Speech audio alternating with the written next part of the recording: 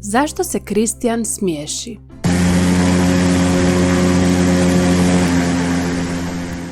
Tiho brujanje malog motora oglasilo se iznad glava na nebu.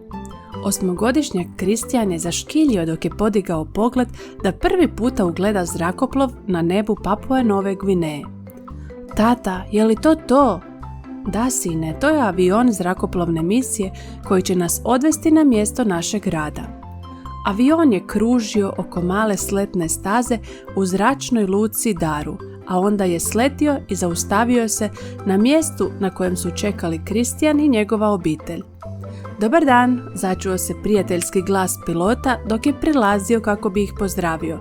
Moramo brzo krenuti, oluja se primiče, a ne želimo da nas sustigne.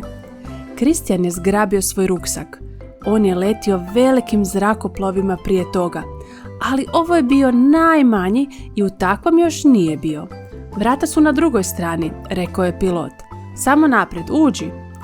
Kristijan je hodao oko zrakoplova gledajući veliki propeler na prednjoj strani i 3 mala kotačića ispod aviona, a zatim su se njegove 2 sestre i on ukrcali u avion. Kad je ušao, odabrao je sjedalo naprijed, pokraj prozora točno iza pilota. Savršeno mjesto. Motor je počeo raditi i Kristijan i njegova obitelj su avionom krenuli stazom za uzlijetanje. Bili su u zraku prije nego što je očekivao. Sve što je Kristijan kroz prozor mogao vidjeti bilo je drveće i još drveća.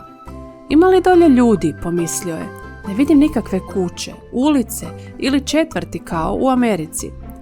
Uskoro je misijski zrakoplov načinio mali krug oko travnate sletne staze usred drveća. Polagano je udario tlo i sletio te se ubrzo zaustavio na kraju staze.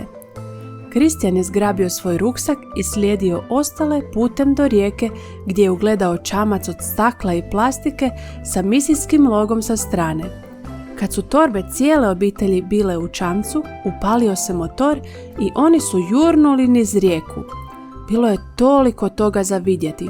Čaplje i druge ptice su otmjeno letjele. Vidio je ljude koji veslaju u drugim kanuima, djecu na obali kako mašu i lijepa stabla. Ljudi su nosili drugačiju odjeću nego što je Kristijan vidio u Americi. Ali to nije bilo važno. Djelovali su vrlo prijateljski dok su se smiješili i mahali. Svidjelo mu se ovo novo mjesto. Gledaj, uzviknuo je otac. Ovo je naše misijsko odredište, naš novi dom. Čamac je pratio rijeku kako zavija, a motor je iznenada usporio. Na obali su stajali ljudi i mahali, sa sretnim osmjesima na licima.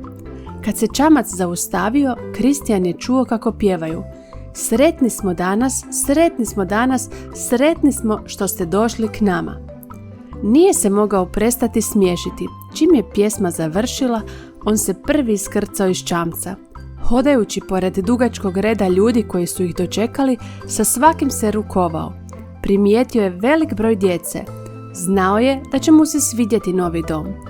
Hvala vam na vašim darovima koji pomažu u širenju radosne vijesti u Papua Novoj Gvineji i po cijelom svijetu.